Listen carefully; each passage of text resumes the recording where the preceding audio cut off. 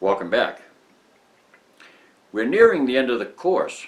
We've got 3 more classes to go. Today we're going to talk about breath control, then we're going to talk about follow-through, and finally target analysis, so you can check out what you're doing or what you're not doing correctly. What is breath control? Well, I can tell you what it's not. It's not holding your breath. I see some people recommending that somebody inhale deeply 2 or 3 times and then let it out, and that's not the way to go, because you're going to be hyperventilating, and your vision's going to go blurry on you, and then you're going to bring the sights up and you can't get things squared away. You don't want to do anything weird. Breath control is a matter of pausing your breathing, natural breathing that you pause.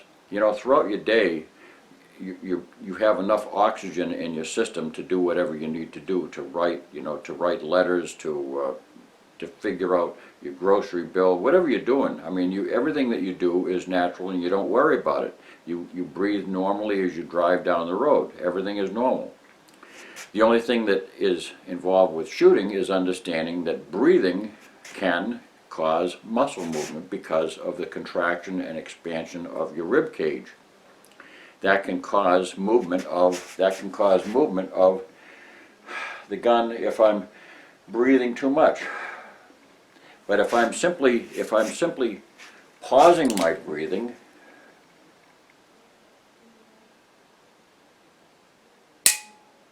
while I squeeze the trigger off, that's all I need to do.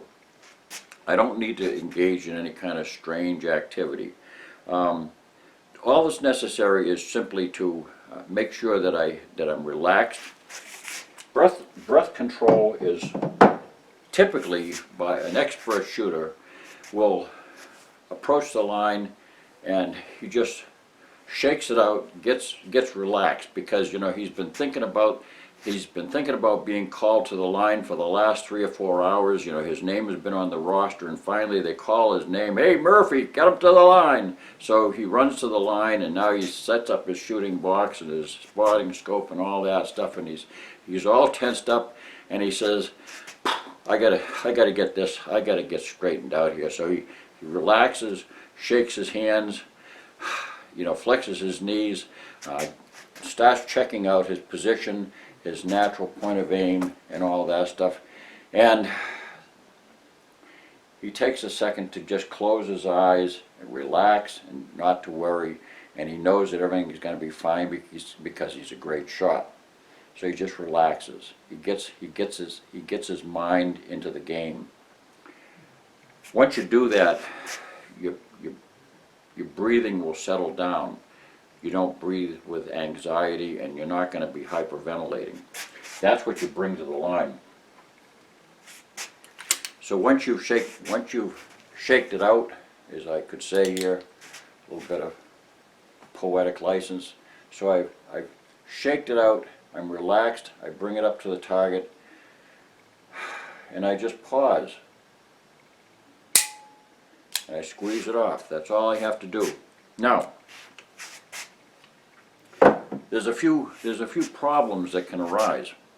Sometimes in the endeavor to hold one's breath during a course of, for instance, timed and rapid fire, a person will find himself running out of steam on the last couple of shots, because he's got 10 seconds. He's got 10 seconds to fire in the rapid fire exercise. He figures he can hold his breath for 10 seconds while he pops off one shot after another. But then all of a sudden, on that 5th shot, he starts seeing this starting to happen.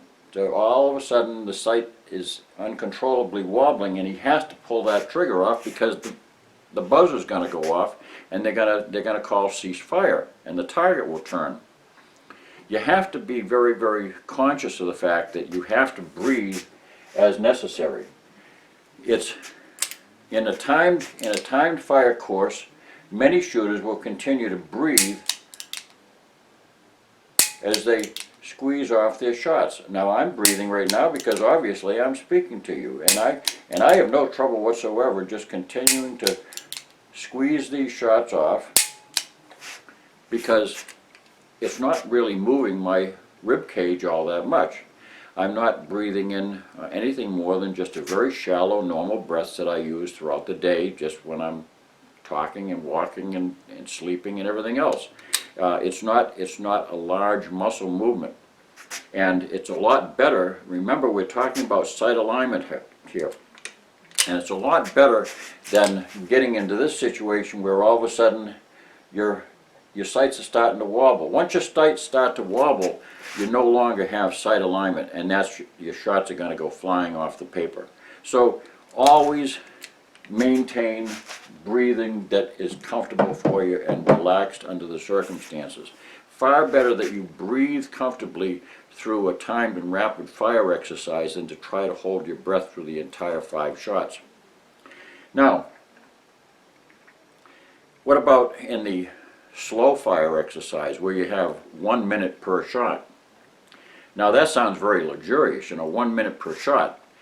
But the experienced shooter, if you watch the experienced shooter, he uses his time capital very wisely.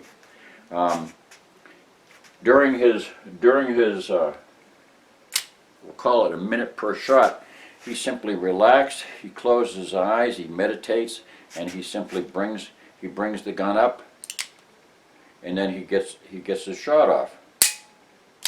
And then he puts the gun down on the bench and waits for the next shot. He fires a shot at the end of the minute, or he fires it at the end of the 45 seconds. Most of them won't spend that entire minute. They won't spend the entire 10 minutes during the 10-minute exercise to fire 10 shots, because he's not interested in pressing the clock to the last second. But it's a matter of just using your breath wisely. Don't overbreathe. Don't overextend your chest muscles so that you're moving your hand. You don't want to be breathing deeply. You just want to pause your breathing at the instant that you're squeezing the trigger off. That's all. Just you're only squeezing the trigger for perhaps 1 to 2 seconds, and during that period of time you just pause your breathing and just let it go. So in my next class we're going to talk about follow through. Thanks for watching. Don't forget to subscribe and tell all your friends about us. God bless.